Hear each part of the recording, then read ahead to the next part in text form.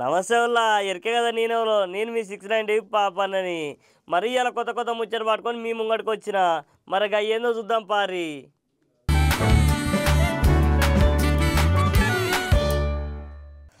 తెలంగాణలో ముదిరాజుల ప్రజా చైతన్య శ్రీకారం చుట్టిరుల్లా. ముదిరాజుల హక్కుల కోసం పోరాడతామన్నాడు కుమారస్వామి సారు.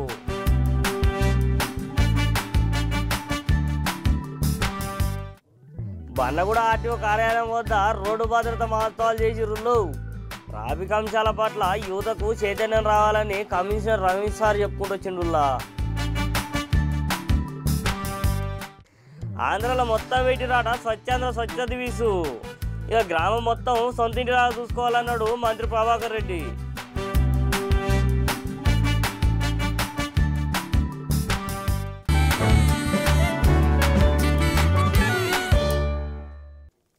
ఇగోనుల్లా తెలంగాణ ముదిరాజు బీసీదళ అధ్యక్షుడు కుమారస్వామి సారు బస్సు యాత్ర సురు చేసిండుల్లా.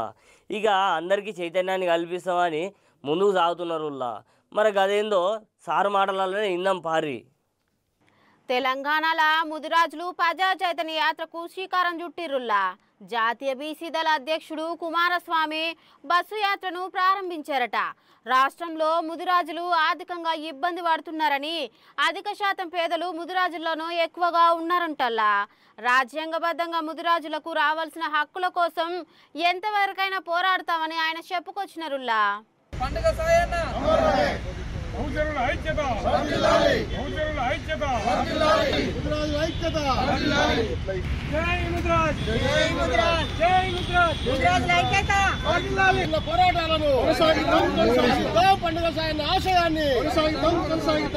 ఈరోజు ముదిరాజులు ఆర్థికంగా, సామాజికంగా, రాజకీయంగా వెనుకబడి ఉన్నారు.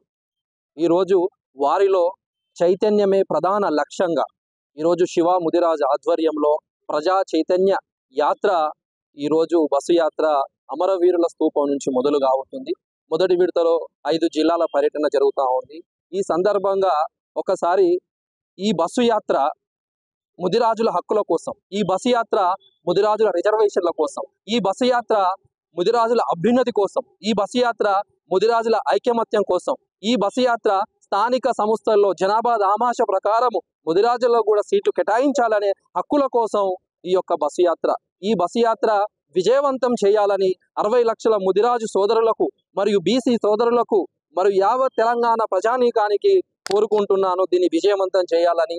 అంతేకాకుండా ఈరోజు ముఖ్యంగా అన్ని కులాలలో ఇదే విధంగా చైతన్యం రగిలించే విధంగా ఈరోజు సామాజిక కార్యక్రమాలు మరియు సిద్ధాంత భావజాల వ్యాప్తి చేయడం వల్లనే రాజ్యాధికారం సాధ్యమవుతుందని తెలియజేస్తున్నాను. జనాభా దామాష ప్రకారం అన్ని కులాలకు ఈరోజు సమాన వాటా, సమాన అవకాశాలు, సమాన వనరులు వచ్చినప్పుడు మాత్రమే దేశం అభివృద్ధి చెందుతుందని ఈరోజు తెలియజేస్తా ఉన్నాం. ఆనాడు అంబేద్కర్ చెప్పారు, ఎవరైతే రాజ్యాధికారం అందని కులాలు అంతరించిపోతాయి అనేది ఒకసారి మనం చూసుకున్నట్లయితే ఈరోజు ఎన్నో కులాలు అంతరిస్తూ పోతున్నాయి నేడు మనం గమనిస్తూ ఉన్నాము. అంతేకాకుండా ఆనాడు అంబేద్కర్ గారు చెప్పారు, ముఖ్యంగా కుల వివక్ష పోవాలి అంటే ఈరోజు అన్ని కులాలకు కూడా ప్రభుత్వంలో కావచ్చు, న్యాయ వ్యవస్థలో కావచ్చు, మరియు ప్రభుత్వ పాలనలో కావచ్చు సమాన అవకాశాలు, సమాన వాటా ఇవ్వాలని కోరుకున్నారు.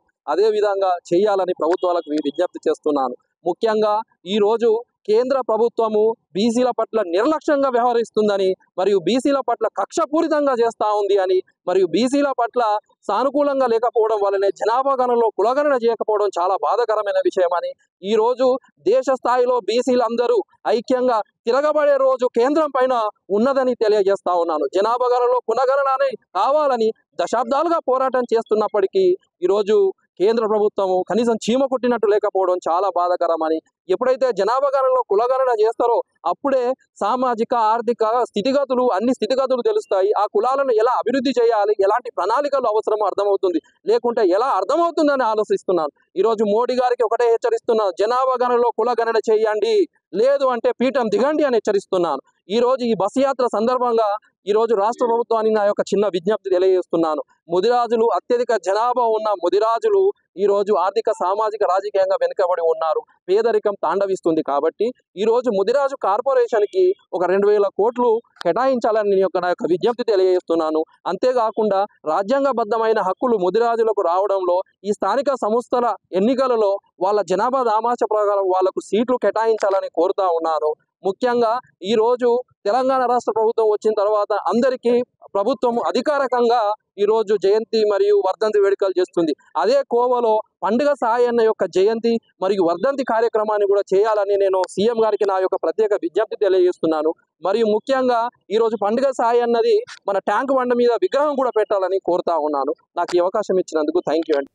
ఇక మధ్యకాలంలో ట్రాఫిక్ వాళ్ళకు జనాలు రోడ్డు మీద ఎట్లా పోవాలి, ఎట్లా భద్రతలు పాటించాలని జాయింట్ ట్రాన్స్పోర్టర్ కమిషనర్ రమేష్ జెండా ఊపి ర్యాలీ షురూ చేసిండు. మరి ఆ సారు ఏం చేసిండో మరో పాలు చూద్దాం పారి. బండ్లగూడ ఆర్టీఓ కార్యాలయం కడ రోడ్డు భద్రత మహోత్సవం సందర్భంగా 100 బండ్లతోని ర్యాలీ చేసిరుల్లా. ఈ కార్యక్రమానికి ముఖ్య అతిథిగా హాజరైన జాయింట్ ట్రాన్స్పోర్ట్ కమిషనర్ రమేష్ జెండా ఊపి ర్యాలీ షురూ చేసిండట.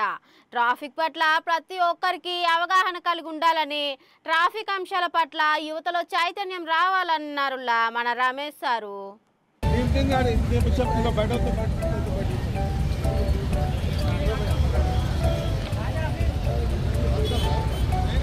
चलो भाई बात नहीं करना, गाड़ी चलाते हुए 3 गाड़ियां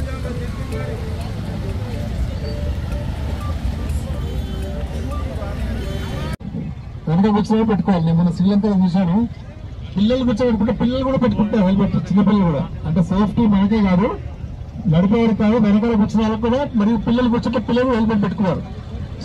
ఇగోనుల్లా ఆంధ్రాలో స్వచ్ఛ దివిస్ అనే పేరుతో పట్టణాలు పల్లెలల్లో చెత్త సాఫ్ చేసే పనిలో పడ్డరుల్లా. విశాఖపట్నం జిల్లా కలెక్టరు హరీందర్ ప్రసాద్ సారు ఊరు కూడా మన సొంతం ఇల్లు లాంటిదే, సాఫ్ చేసుకోవాలని చెప్పుకుంటూ వచ్చిండు.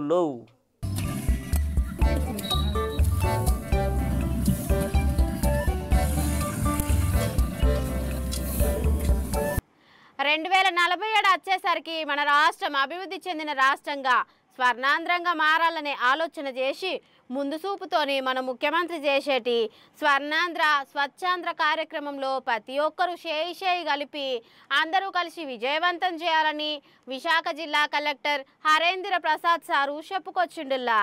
ఇక ఆడ దగ్గరలో ఉన్న శివాజీ పార్కుల ప్రభుత్వం వాళ్ళందరూ మొదలుపెట్టిన స్వర్ణాంధ్ర స్వచ్ఛాంధ్ర కార్యక్రమంలో పాల్గొన్నారట.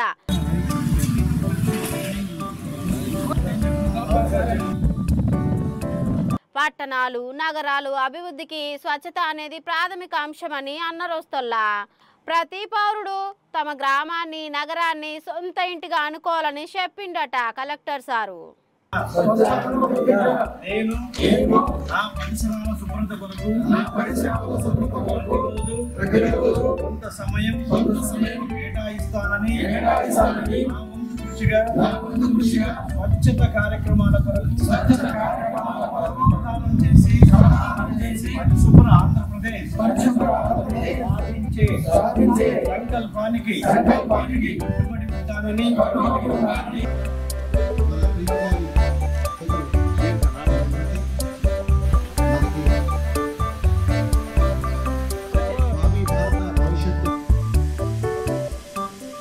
ప్రతిరోజు కొంత సమయం కేటాయిస్తానని నా వంతు కృషిగా స్వచ్ఛతా కార్యక్రమాల కొరకు శ్రమదానం చేసి పరిశుభ్ర ఆంధ్రప్రదేశ్ సాధించే సంకల్పానికి కట్టుబడి ఉంటానని.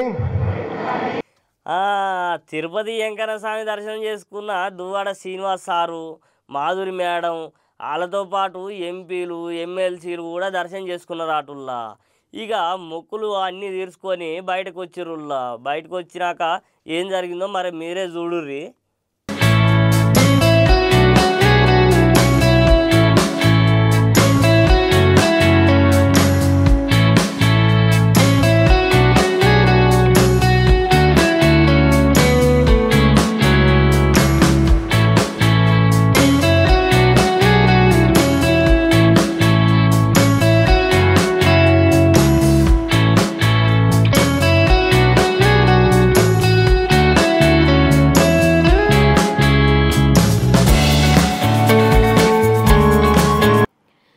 ఏడుకొండల వెంకన్న స్వామిని దర్శించుకోనికే పెద్ద పెద్ద రాజకీయాలు వచ్చి దర్శించుకున్నారులా.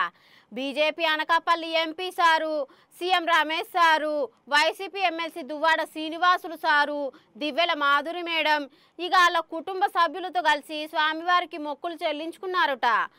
ఇక దర్శనం అయిపోగానే రంగనాయకుల మండపంలో వేదాశీర్వచనంతో అధికారులు తీర్థ ప్రసాదాలు ఇచ్చిరంటుల్లా. ఈరోజు ముఖ్యంగా వెంకటేశ్వర స్వామి దగ్గరికి రావడం కారణం ఏంటంటే,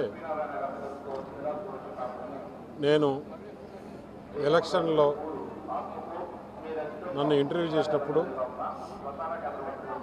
కొన్ని ఛానల్లో ముఖ్యంగా ఇవన్నీ నన్ను ఇంటర్వ్యూ చేసినప్పుడు మీరు అనకాపల్లికి వస్తున్నారు, మరి ఏంటి విశాఖపట్నం స్టీల్ ప్లాంట్ సమస్య ఏం చేస్తారని నేను ఆ రోజు చాలా క్రిస్టల్ క్లియర్గా చెప్పాను. ఎప్పుడైతే నాకు అనకాపల్లి సీటు అనుకున్నానో ఆ రోజే కేంద్రంలో పెద్దలతో మాట్లాడి అటు ప్రధానమంత్రి గారితో కానీ, అమిత్ షా గారితో కానీ, నడ్డా గారితో కానీ అక్కడ ఈ సమస్య ఉంది, ఈ సమస్య పరిష్కరిస్తే బాగుంటుంది, లేకుంటే ఇబ్బందిగా ఉంటుంది. ఎందుకంటే గత సంవత్సరాలుగా అది ఒక సెంటిమెంట్గా తయారైంది. దాదాపు 36 మంది అక్కడ ఈ స్టీల్ ప్లాంట్ కోసం మరణం చెందారు. కాబట్టి తప్పకుండా సెంటిమెంట్ ప్రజల్లో ఉంది అని చెప్పినప్పుడు నేను క్లియర్గా మీడియాకు చెప్పా, లేదు విశాఖపట్నం స్టీల్ ప్లాంటు ఆర్ఐఎన్ఎల్ ఏదైతే ఉందో అది ప్రైవేటీకరణే కాదు ఆధునీకరణ దాంట్లో కూడా పోతాము అని చెప్పాను. అది ఏదైతే నిన్న క్యాబినెట్లో క్లియర్ అయిపోయి నిన్న అనౌన్స్ చేశారో నా ముక్కు ఉండింది వెంకటేశ్వర స్వామికి.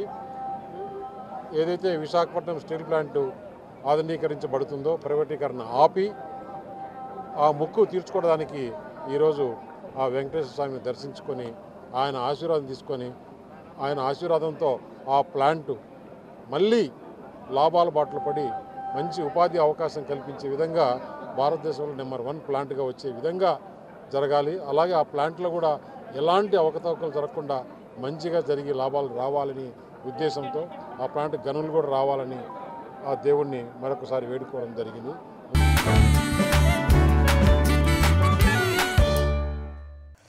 తెలంగాణలో ముదిరాజుల ప్రజా చైతన్య శ్రీకారం చుట్టిరుల్లా. ముదిరాజుల హక్కుల కోసం పోరాడతామన్నాడు కుమారస్వామి సారు.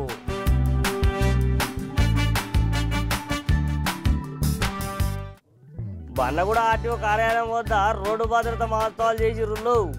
ట్రాఫిక్ అంశాల పట్ల యువతకు చైతన్యం రావాలని కమిషనర్ రమేష్ సార్ చెప్పుకుంటూ వచ్చిండుల్లా.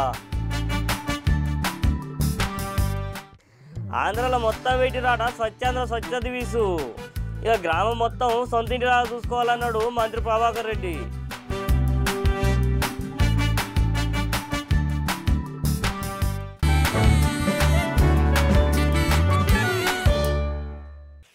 చూసిరు కదులా ఇవాళ కొత్త కొత్త ముచ్చట్లు. మరీ రేపు కొత్త కొత్త ముచ్చట్లు పట్టుకొని మీ ముంగడికి వస్తా. అప్పటి వరకు చూస్తూనే ఉండరు 69 టీవీ.